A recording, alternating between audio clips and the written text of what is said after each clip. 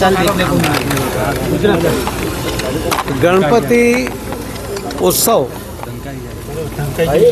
અને આનંદ ચતુર્થી આ બંનેનું એક અનેરું મહત્વ છે. ગણેશ ચતુર્થીથી થયેલ સ્થાપના થયેલ ગણપતિની પ્રતિમાને ગણપતિ વિસર્જન આનંદ ચૌદશી વિસર્જન સમયસર કરવું જોઈએ, આપણી બધાની ફરજ પણ છે. ગણપતિમાં ધાર્મિક લાગણીની સાથે ઉત્સવની ભાવના પણ છે અને વર્ષોથી કદાચ મહારાષ્ટ્ર પછી સૌથી વધારે ગણપતિની કોઈ શહેરમાં સ્થાપના થતી હશે તો એ સુરત છે.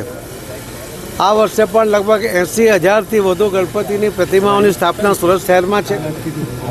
ને દર વર્ષની જેમ અહીંયા હિન્દુ મુસ્લિમ ભાઈ બહેનો ગણપતિના સ્વાગત માટે કોમી એકતાના નારા સાથે ગણપતિનું સ્વાગત કરે છે અને આની આખી વ્યવસ્થામાં મદદ પણ કરતા હોય છે. મારે સૌ સુરતના ગણેશ આયોજકોને, એમના સભ્યોને અને ગુજરાતના સૌ ભાઈ બહેનોને પણ વિનંતી કરવાની છે કે આનંદ ચૌદસનો દિવસ જ્યારે લોકો એને એક ઉન્માદ સાથે ઉજવવાનો પ્રયત્ન કરે છે, એક ઉત્સાહ સાથે ઉજવવાનો પ્રયત્ન કરે છે, ત્યારે આ શહેરની, આ રાજ્યની, આ દેશની શાંતિ પણ જાળવવાની આપણી બધાની ફરજ છે. પોતે પણ સમયસર આનંદ ચૌદસને દિવસે વિસર્જન એ પ્રક્રિયા 12 વાગ્યા પહેલાં પૂરી થવી જોઈએ. પણ જો તમે મોડા નીકળશો તો તમારો સમય સચવાશે નહીં. અને એટલા જ માટે પોલીસ પણ જ્યારે તમને આગળ વધવાની વાત કરતા હોય તો એ કાયદોની વ્યવસ્થાની સ્થિતિ જાળવવા માટે, તમને મદદ કરવા માટે કદાચ આગળ વધવાનું કહેતા હોય ત્યારે સહયોગ કરવાની પણ મારી વિનંતી છે. આપણે સૌ પણ પોતપોતાના ગણપતિ અને એના સભ્યોને સમયસર આગળ વધવા માટે પ્રયત્ન કરીશું, તો જ આપણે સમયસર એનું વિસર્જન કરી શકીશું. આજે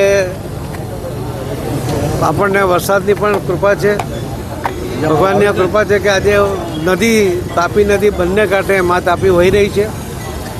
દર વર્ષે આનંદ ચૌદસ પહેલાં આપણે તાપી ઉકાઈમાંથી પાણી છોડવા માટે વિનંતી કરવી પડતી હોય છે, પણ આ વખતે કુદરતે પોતે જ તાપીને બંને કાંઠે વહેતી કરી દીધી છે અને ભરપૂર પાણી મા તાપીમાં છે.